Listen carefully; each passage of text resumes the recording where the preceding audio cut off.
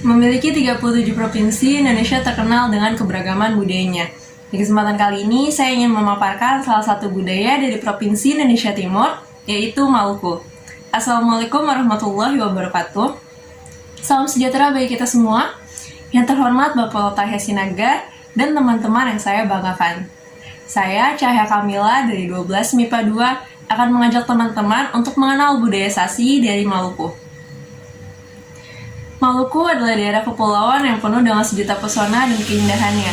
Selain memiliki keindahan sumber daya alam, Maluku juga memiliki budaya-budaya leluhur yang masih dipertahankan keberadaannya hingga saat ini. Salah satunya adalah Sasi. Sasi merupakan bentuk kearifan lokal yang memiliki nilai-nilai kemaritiman tersebar di beberapa wilayah Indonesia bagian timur, khususnya di Pulau Seram dan Pulau Haruku di Kabupaten Maluku Tengah, Provinsi Maluku.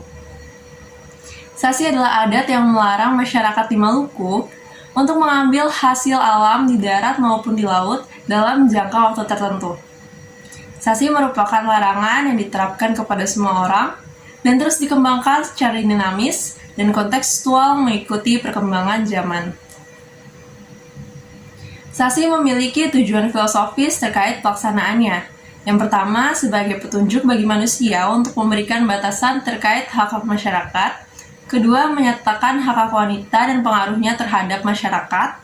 Yang ketiga, mencegah kriminalitas. Yang keempat, mendistribusikan sumber daya alam secara merata.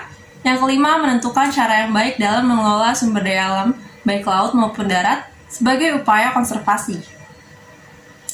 Secara tradisional, Sasi diterapkan dalam 3 tingkat. Yang pertama adalah sasi perorangan, yakni melindungi sumber daya alam yang bisa menjadi milik pribadi dalam batas waktu tertentu. Adapun orang-orang yang boleh mengambil pohon buah-buahan hanya orang yang menaruh tanda sasi pada pohon tertentu. Yang kedua ada sasi umum, yakni yang diterapkan untuk perkebunan campuran berbagai pohon yang ada di Maluku dan Papua disebut sebagai dusun. Kemudian diterapkan untuk sumber daya tertentu yang ada di dalam kebun tersebut. Yang ketiga adalah sasi desa, yakni berlaku bagi seluruh lapisan di desa tersebut, biasanya terdiri dari beberapa dusun. Setelah kewenangan Sasi semakin luas dan bertambah, akhirnya Sasi berkembang dan menjadi 4 kategori. Yang pertama adalah sasi perorangan, yang berlaku hanya untuk lahan saja karena laut milik umum.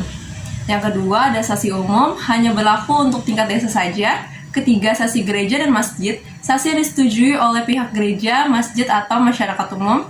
Dan yang terakhir adalah sasi negeri, yaitu sasi yang disetujui oleh pemerintah lokal, seperti kepala desa dan para bupati.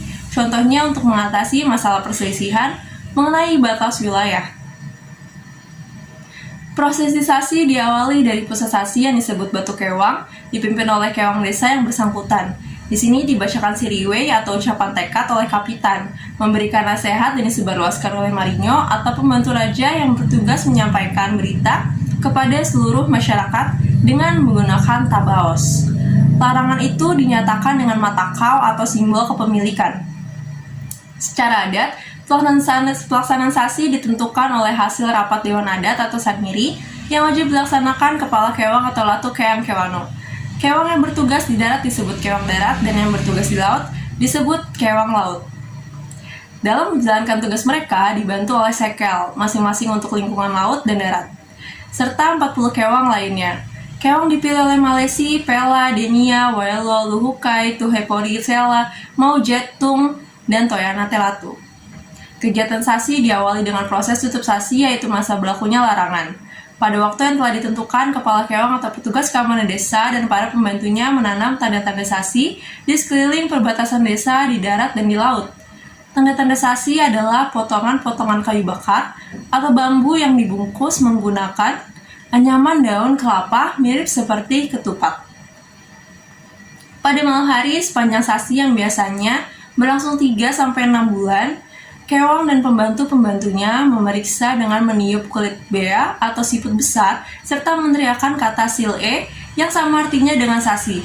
Teriakan itu disambut warga dengan meneriakkan kata seke-e, berarti semoga menjadi kuat. Upacara yang sama dengan acara buka sasi dilakukan pada malam hari karena pada waktu malam, arwah leluhur akan berkumpul di Bayi Leu. Kesaksian leluhur dianggap penting untuk melegitimasi pelaksanaan sasi.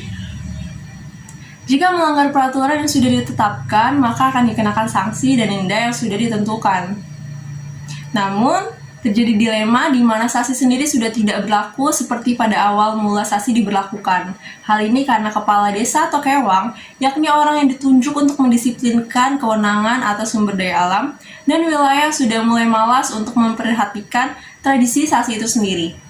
Selain itu, banyak pendatang yang susah untuk ditertibkan karena pada pendatang tersebut tidak terikat oleh sanksi. Akibatnya, pemberlakuan sanksi tidak dapat ditindak secara tegas, meskipun terdapat hukuman-hukuman atau pelanggaran sanksi yang sudah disepakati. Banyaknya pendatang serta perusahaan-perusahaan besar yang mengambil sumber daya alam di Maluku semakin menggugurkan sistem sanksi secara perlahan-lahan. Contohnya yang terjadi di daerah Nusleur dan Terbang Utara, di mana terdapat perahu-perahu penangkap ikan yang melanggar batas ketika mereka mengambil hasil laut.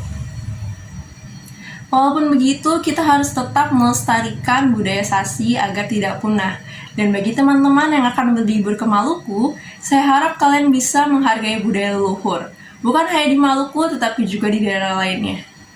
Untuk teman-teman semua, selamat menikmati keberagaman. Saya Cahya Kamila, pamit undur diri. Assalamualaikum warahmatullahi wabarakatuh.